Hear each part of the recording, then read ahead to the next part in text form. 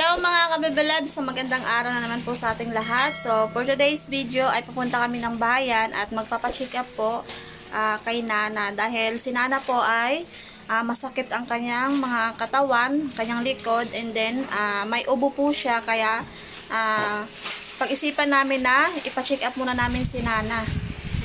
Okay, alis na kami mga kabibilabs. Ayan si Eric. So, nandito na pala kami ngayon sa center kung saan dito kami magpapacheck up kay Nana. So, nagpapalista na kami para mabigyan ng number si Nana. Dito kasi sa amin ay pila kapag nagpa-check up. At ngayon naman ay kikiluhin na si Nana. Tingnan natin kung ilan ang kanyang timbang. Ayan, madaming tao. So, ang doktor ay andun sa loob. So, 36 po pala ang kilo ni Nana. Kahit nung bata pa ako ay ganyan po talaga ang kanyang katawan. So, payat po talaga si Nana. So, syempre, at nagtimbang din po ako dyan. So, 56 na po ang aking kilo. Wow! Sobrang taba na Dati, 48 lang yung aking kilo. At ngayon naman ay, grabe. So, lamon kasi ng lamon.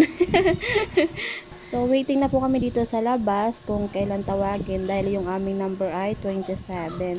So, hindi na ako magbibidyo mamay doon sa loob kasi bawal mga kabibilabs. Ayan mga kabibilabs, tapos na si Nana na pa-check up at ngayon ay bibili kami ng gamot. Bibili kami ng gamot ni Nana dito sa pharmacy. Ayan.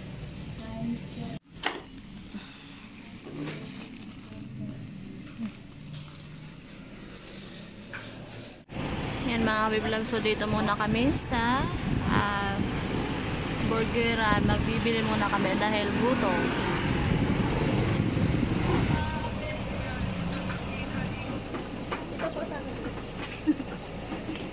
Ayan si Eric, so nagbili ng ulam. Wow, may milk tea. Ha? So, cheesecake ang Cheesecake? para malamig. Nagbili ng Anong flavor milk ba tea. yung parang mangga? Mango cheesecake na nga. Yun na yan? Cheesecake naman ito. Cheese yan. Cheese lang. Inumin na. Yan. Ito na aming burger. Kakain si Eric. Kaso ayaw naman ni Nana. Kasi hindi siya kumakain. May etlog. Kay Nana ay may tinapay siya. Ang mga kabibilab, so nakauwi na kami. Dito na kami sa bahay ngayon. So tanghalian na. At kumakain na si Nana. Para makiinom siya ng kanyang mga gamot. So ito yung mga gamot niya. Ang dami. Ito yung resita. Resita ni doktor. Ayan. So ang daming gamot na naman. May sakit si Nana. May sakit si Nana. Yung kanyang ubo. Para sa kanyang ubo and then sa kanyang ano to. Kasi masakit ang tiyan ni Nana.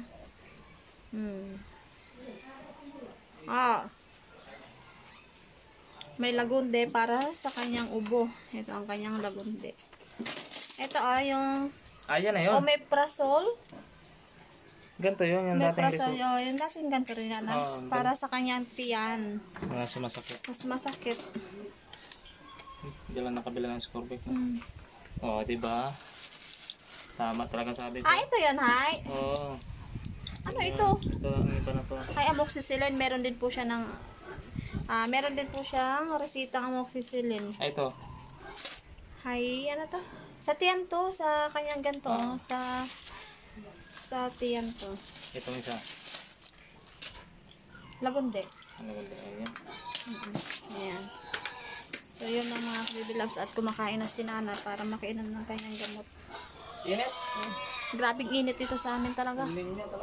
Napaka-init nyo. Grabe, walang ulan. So, mamaya ay pagkatapos ng kain ni Nana, so pupunta kami sa amin. Pero si Nana ay maiiwan lang dito kasi kukuha kami ng star apple doon sa amin mga kabibilabs. Pero si Nana dito lang talaga siya magpapahinga kasi masakit ang kanyang likod. And then, inuubo siya mga kabibilabs. Okay, so see you na lang mamaya pag doon na sa amin. Punta tayo sa Dangkala. Makuha tayo ng star apple. Sige. Makain lang kami mga kabibilabs. Ayan, kumakain na si Nana. Ang kanyang ulam ay ginataan. Ito, ginataan. Kain tayo ng kanin. Masarap. So, ang bawal kay Nana, ang sabi kanina ng doktor, ay bawal siya kumain ng maalat, maasim, and then maanghang. Bawal daw po Dahil- sa kanya. Dahil sa kanyang tiyan, Ulcer yun. ulcer, no? Bawal naman talaga mga may ulcer. Bawal. Oh, Tapos maalat, UTI. maalat. And then maasim. Maasim. Mm-mm. Ito ay. Yan. Okay mga kabibilab, see you na lang mamaya sa dangkalan. So nandito na pala kami ngayon sa aming lugar. Mga kabibilab, so kukuha kami ng star apple. Yan, so ito yung puno ng star apple. Yan si Eric. So dahil madaming star apple, kukuha kami. Buwan na ng tighinog. So madaming bunga yan. Kain tayo ng star apple. Ha? Si Magday. Yan, gasungkit si Eric. Latoy nga po na kanya pare. Gagalining man. Try mo lang. Ha? Try mo lang. Lining ron. Parang hilaw. Dahil hindi marunong mag-akyat, sungkit-sungkit time na lang. Ay talaga lang. Kulay puti po siya na star apple. Hilaw. Ilaw? Hilaw. Ilaw? Kita ang dagat. Ang ganda ng view. So, paano daw malalaman kung hinog na yung star apple? Kapag makinis na yung kanyang balat, nag-reflect sa init. Kung makinis na, hinog na yun mga kabibilabs. Parang may langit. Yeah. So, ito ay hindi pa hinog. Ganda na. Ayan na. Yan ang ating star apple. Tingin kung marami. Pagkaan na talaga to. Ah! Ni uwi. Ay, so konti lang yung hinog. Unti lang. Ilaw pa nga na yung isa eh. Hilaw pa? Hindi, hinog na. Sinog ba?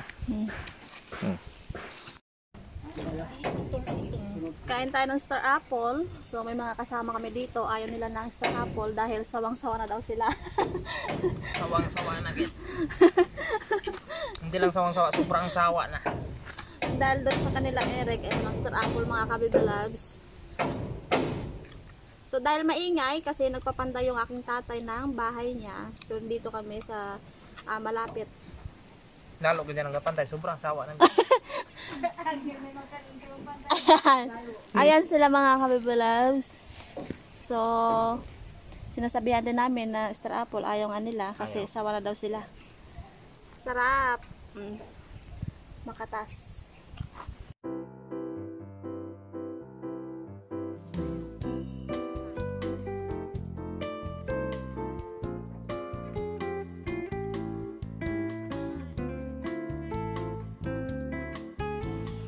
Yan, sarap. So kulay white lang po siya na star apple. Meron din po kaming kulay violet kaso hindi pa po hinog.